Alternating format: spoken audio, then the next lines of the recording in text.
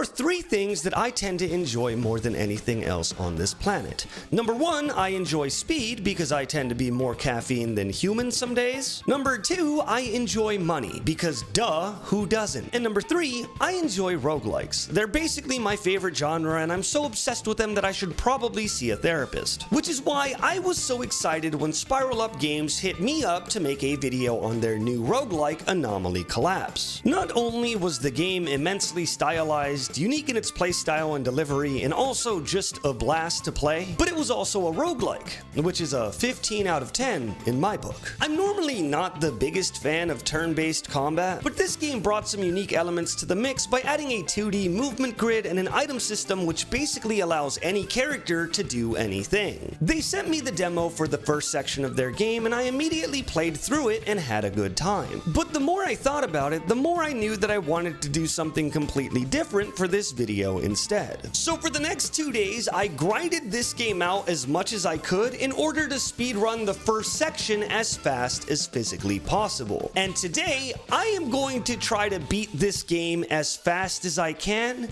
while explaining to you the mechanics of this game as fast as I can. Essentially, making this a speedrun in a speedrun. I hope that makes sense. Anomaly Collapse is actually having a playtest from now until the end of October, so download it for free in the link in the description and try it out.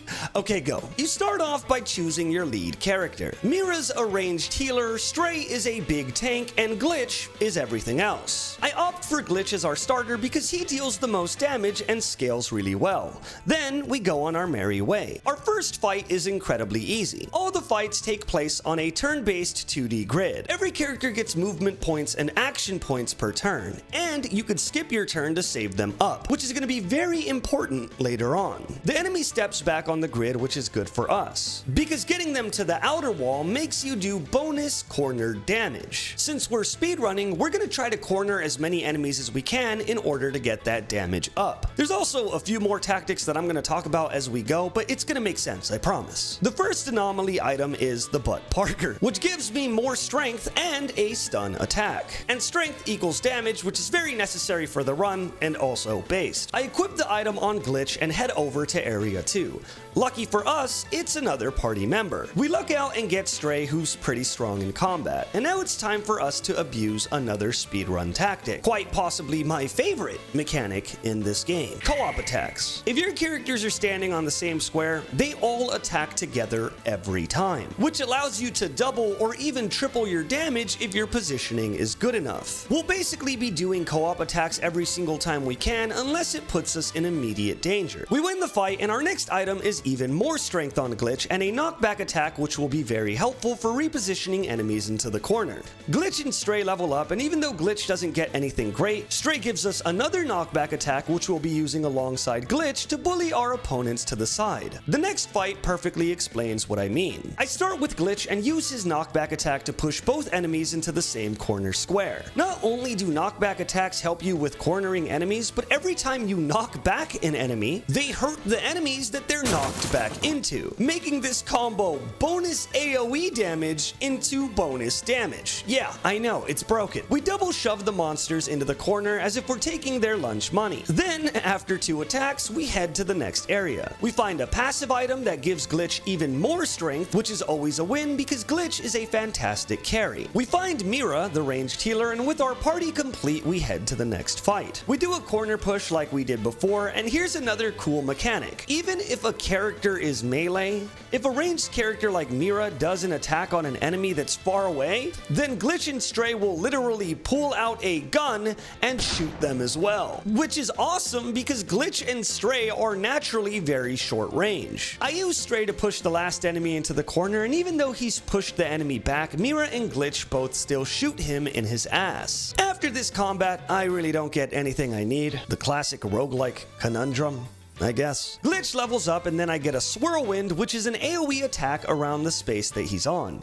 AoE can be effective in this game, but I'm kind of going for burst damage because we're speedrunning. So this move probably wasn't going to come in handy since it did less burst damage than his normal strike. We start our next combat and immediately abuse co-op attacks to eliminate the first enemy. An important thing worth noting is that action points can be saved across turns, but if you use the same ability more than once, the ability ends up costing more AP. For this reason, it's really smart to get extra moves so that you can do more things when you have points. Here, Stray uses his basic attack to deal damage to an enemy, but since he still had one more AP afterwards, he was able to use the second attack in the form of his shield bash since it stayed at one cost. It prevents spamming and actually makes you plot out your builds instead of leaving everything on one character. I find an opportune time to use Swirlwind as Glitch, shoot his mirror to get a co-op attack with Big Boy, and then to finish off the last guy, I stun him with Glitch and run into a space with the others so that when they attack, Glitch can co-op attack as well.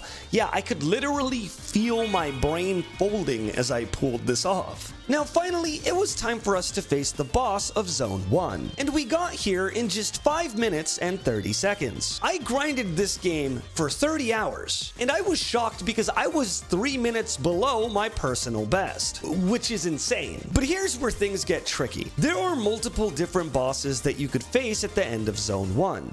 Some of them are trickier and slower than others. Basically, RNG was going to matter a ton here because if I got a specific gigantic leg boss, I'll be able to save a lot of time compared to the other two. We give Mira a power zap move and head over with our fingies crossed. And luckily, we managed to get the exact boss that we wanted. And the reason why is kind of interesting. The first phase of this boss is incredibly easy. You just take out both of his legs by abusing co-op attacks. I lowered the first leg down to 4 HP, and then his stupid second leg friendly fires the first leg and takes it out. But here's where we start using our brain. We co-op attack the second leg down to 7 HP, and then we skip our turns to save up our action points. And once we have a ton of action points, we destroy the leg. Because when you do destroy both legs, the giant monster falls down on the ground and is completely stunned. And now, since we had some action points saved up, we do a turbo burst. At this point, it becomes a race against time, because the longer you wait here, the more enemies he summons to help him out. But fortunately, we're basically in the perfect position to spam with co-op attacks and deal a ton of damage. That is, until this jerk pulls Big Boy out of our co-op homie square, which slows us down. This situation can really suck, because when there's 3 monsters on a square, nobody else can walk on it, and since enemies started spawning, Big Boy couldn't find his way back into the optimal co-op position. But at this point, it really didn't matter because of how much we bursted him down preemptively. But if we didn't do that, Big Boy was going to be checking out the pearly gates. And just like that, we managed to beat the first boss in under 8 minutes, which is by far the fastest I've ever done it. So I was incredibly stoked because I got to show off my roguelike prowess, and I also got pretty lucky. Woohoo!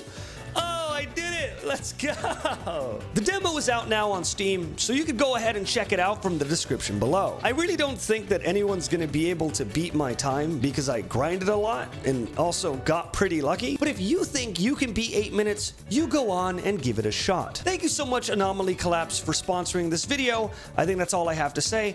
Love ya!